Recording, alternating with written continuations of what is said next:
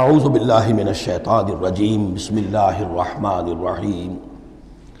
وَيَعْبُدُونَ مِن دُونِ اللَّهِ مَا لَا يَضُرُّهُمْ وَلَا يَنفَعُهُمْ، اور یہ لوگ پوجتے ہیں، پرستش کرتے ہیں اللہ کے سوا ایسی چیزوں کی کہ جو نہ انہیں کوئی نقصان پہنچا سکتی ہیں نہ نفع پہنچا سکتی ہیں۔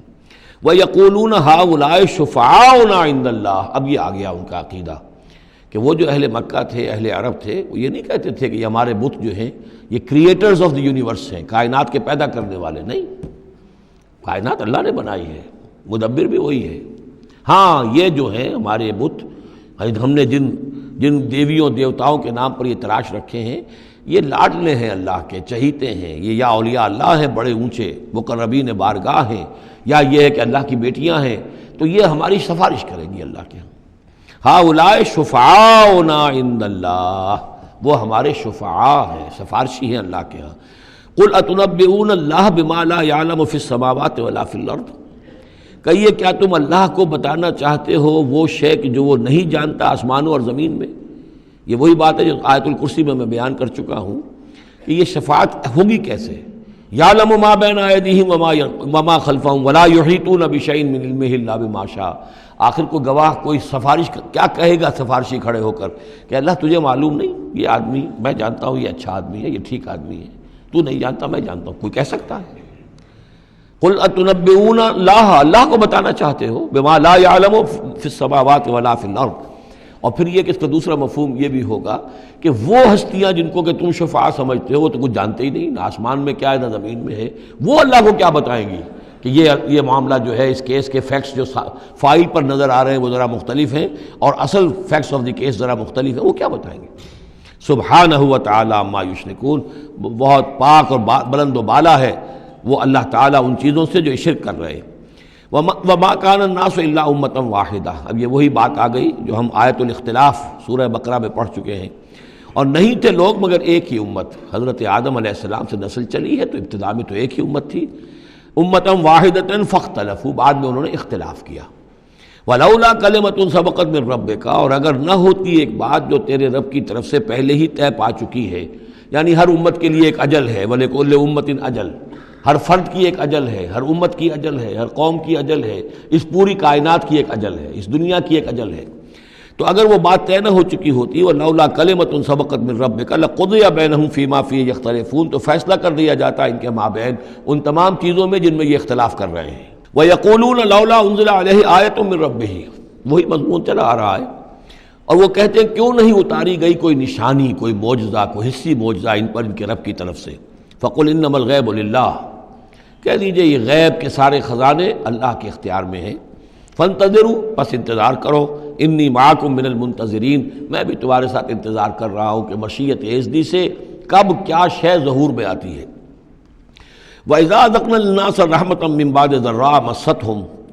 اور جب ہم لوگوں کو کچھ اپنی رحمت کا مزہ چکھاتے ہیں اس تکلیف کے بعد جو ان کے اوپر آ گئی تھی، اذا لہم مکر فی آیاتنا، تو پھر وہ ہماری آیات کے بارے میں سازشیں شروع کر دیتے ہیں۔ یہ معلوم ہوتا ہے کہ مکے میں بھی مختلف روایات سے ہے کہ چھوٹی چھوٹی تکلیفیں جو ہیں حضور کی بعثت کے بعد،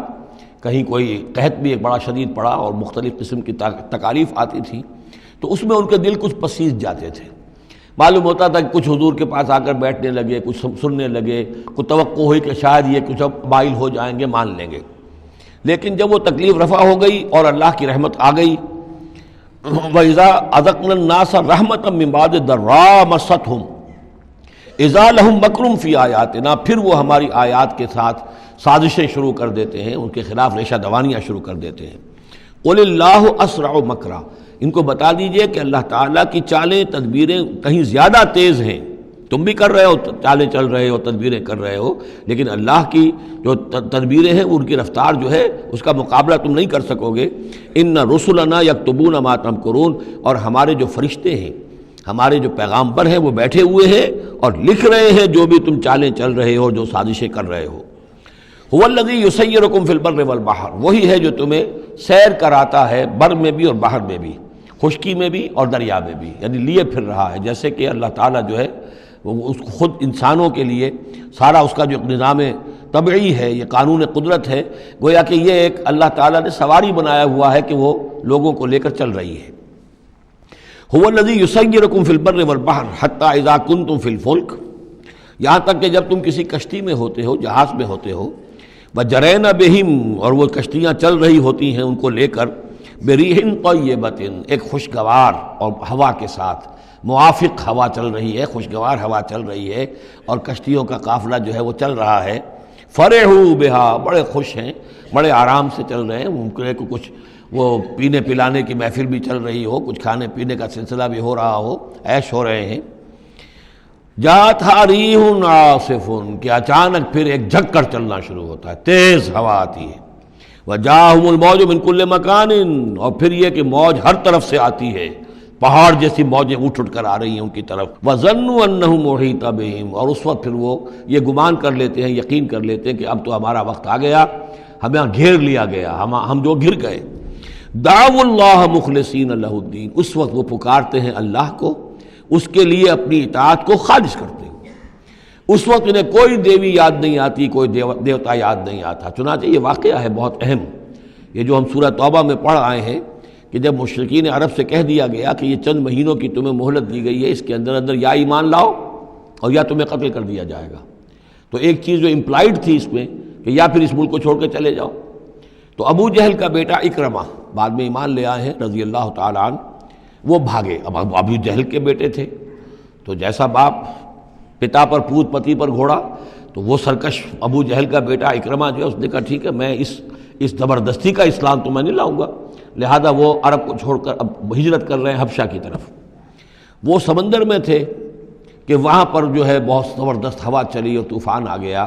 اب وہاں جتنے لوگ تھے سب کے سب مشرک تھے، لیکن پکارا انہوں نے اللہ کو، صرف اللہ کو، کسی کو نہیں، نہ لات کو، نہ عزا کو، نہ حبل کو، نہ منات کو، کسی کو نہیں۔ اس پر یہ چونکے کہ یہ بات جس کو اب ہم پکار رہے ہیں تکلیف میں، اسی کو پکارنے کی دعوت تو محمد دے رہے ہیں صلی اللہ علیہ وسلم۔ تو ان کی طبیعت جو ہے مائل ہوئی، واپس آئے، ایمان لے آئے، اور پھر وہ بڑے ہی یوں سمجھیے کہ بہت زبردست مجاہد ثابت ہوئے، اور یہ جو منکرین زکوٰۃ تھے ان کے خلاف اور مرتدین کے خلاف انہوں نے جہاد میں بڑے کارہائے نمایاں سر انجام دی، حضرت اکرمہ ابن ابی جہل۔ تو یہ جو ایک ہے کہ فطرت انسانی کے اندر تو صرف ایک ہی اللہ کے لیے ہے بات، باقی یہ سب تم نے کچھ گھڑ لیے ہیں، لیکن یہ ملمہ اتر جاتا ہے، ذرا رگڑا لگے تو اوپر کے ملمے اتر جائیں گے، جو اصل فطرت کے اندر اللہ کی جو معرفت ہے اور اللہ کا جو علم اور ایمان ہے وہ ابھر کر آ جائے گا۔